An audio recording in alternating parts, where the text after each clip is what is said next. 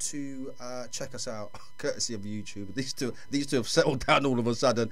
It's you go to the YouTube and you just put in ABN Radio UK, and you can see what's happening behind the scenes. 12 3-minute rounds, as they say.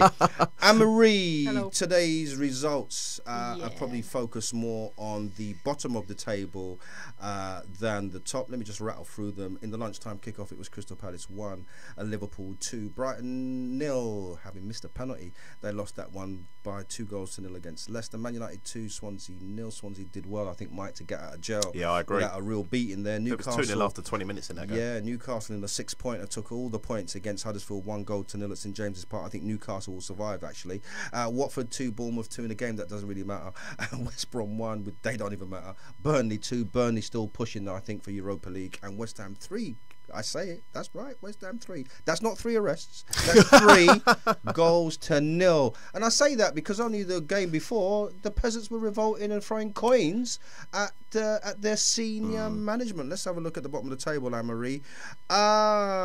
Starting in 20th place. I think we're all agreed that West Brom have gone, are we? Yeah, they've only got 20 points. They've got 8 games left and they're 9 points adrift of safety, so they've got to win every single game. Yeah, now in 19th position is Stoke.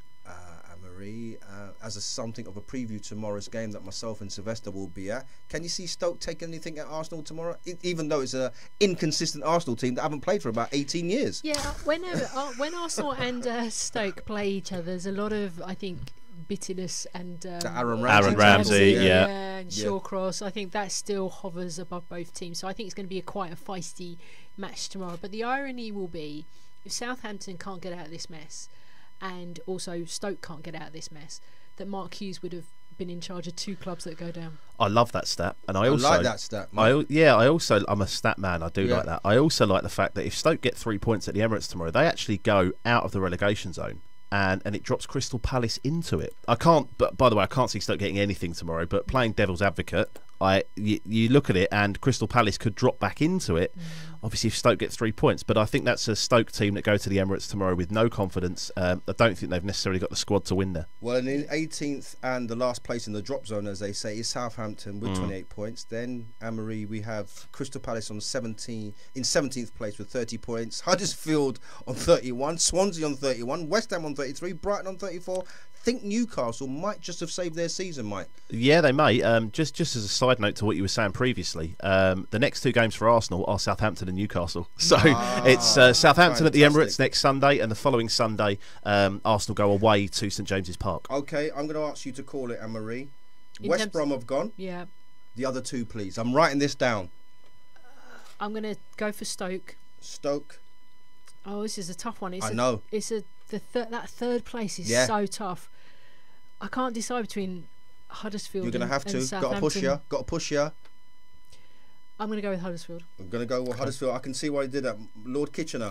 Anne-Marie. I'm just going to reiterate that Anne-Marie went for West Brom, Stoke, and Huddersfield. She did. I'm going to put West Brom down for you because I think stick it down. They are nailed on to go down. Yep. I'm also going to take down the 2 that Anne-Marie just mentioned in the same breath. I'm going with Southampton and Huddersfield.